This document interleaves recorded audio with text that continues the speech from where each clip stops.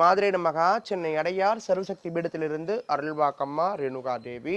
இன்றைய பதிவில் நம்ம என்ன விஷயம் பார்க்க போறோம் அப்படின்னு பார்த்தீங்கன்னா, நம்ம கோவிலுக்கு திருவிழாவை முன்னிட்டு பால் குடம் எடுக்கக்கூடிய அன்பர்கள், சக்தி மாலை அணிந்து விரதம் இருக்கக்கூடிய அன்பர்கள் எப்பொழுது விரதத்தை துவங்க வேண்டும், என்னென்ன முறையில் விரதம் கடைபிடிக்கணும், என்னைக்கு பால் குடம் அப்படின்றத தெரிவிக்கிறதுக்காக இன்றைய பதிவு உங்களுக்காக.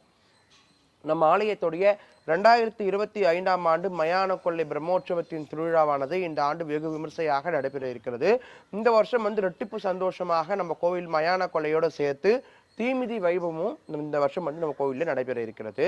இந்த விழாவிற்காக நிறைய அன்பர்கள் சக்தி மாலை இணைந்து பால் குடம் சுமந்து அழகு தரித்து தீச்சட்டி ஏண்டு போன்ற பல விரத முறைகள் நம்ம கோவிலில் மேற்கொள்ளுவாங்க. நேர்த்தி கடனும் செய்யக்கூடிய அன்பர்கள் நிறைய பேர் இருக்கிறீங்க. அவங்களுக்காக இன்றைய பதிவு.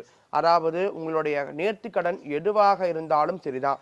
நான் அங்க பிரதட்சணம் செய்யணுமா, அழகு போடணும், தீச்சட்டி எடுக்கணும், பால் குடம் எடுக்கணும், எடைக்கு எடை கொடுக்கணும், கெடா வெட்டணும், பொங்கல் வைக்கணும், கோழி விடணும் அப்படின்னு சொல்லிட்டு எந்த விதமான நேர்த்தி கடனாக இருந்தாலும் உங்களுடைய நேர்த்தி கடனுக்காக நீங்க விரதம் தொடங்க வேண்டிய நாள் பிப்ரவரி 18ஆம் தேதி செவ்வாய்க்கிழமை அன்று காலை இங்க கொடியேற்றும் பொழுது அனைத்து அன்பர்களும் மாலை அணிஞ்சுக்கிட்டு விரதத்தை மேற்கொள்ளலாம். எங்களுக்கு மாதவிடாய் காலமாக இருக்குது, பெண்கள் 10 நாள் எங்களுக்கு விரதம் மேற்கொள்றது கஷ்டமா அப்படின்னா உங்களுடைய மாதவிடாய் முடிந்த பிறகு நீங்கள் இந்த விரதத்தை மேற்கொள்ளலாம். எந்த விதமான தப்பும் கிடையாது. வரக்கூடிய பிப்ரவரி 23ஆம் தேதி ஞாயிற்றுக்கிழமை நமது ஆலயத்தில் பால் குடம் எடுக்கும் வைபவமும் நடைபெற இருக்கிறது.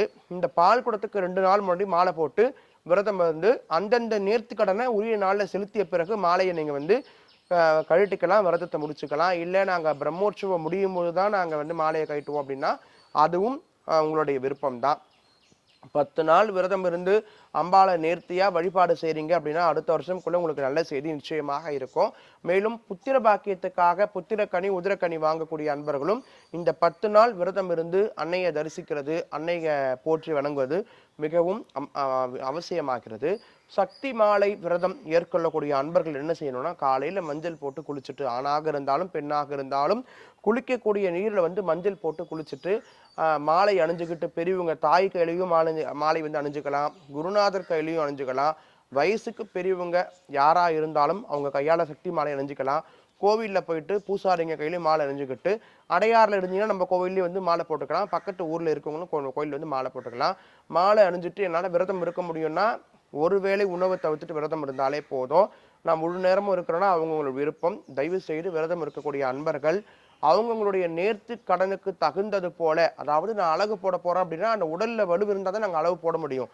தீச்சட்டி எடுத்து வர நேரத்தில் எல்லாரும் மயங்கிடுறீங்க, ஏன்னா சாப்பிடாமே இருக்கிறதுனால. பாலும் பழமும் எடுத்துக்கொண்டு விரதம் இருங்க. அதுதான் உங்க உடம்புக்கு சக்தியும் கூட. நீங்க நேர்ந்துகிட்டபடி உங்க பிரார்த்தனைங்க அன்னைக்கு செலுத்தணும் அப்படின்னா உங்களுடைய உடல்ல வலு இருக்கணும். சாதாரணமா அசைவம் இல்லாம எந்த விதமான தீய பழக்கமும் இல்லாம அன்னையை நினைச்சுக்கிட்டு இருந்தாலே போதும். பாயில படுக்காம தரையில படுத்து அன்னையை நித்தியப்படி வழிபாடு பண்ணீங்கனாலே இதுவே உங்களுக்கு போதுமான விரதமாகிறது.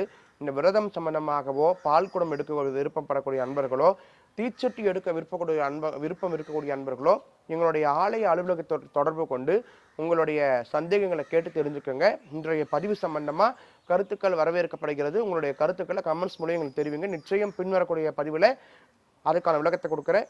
நன்றி. சிவாய நம.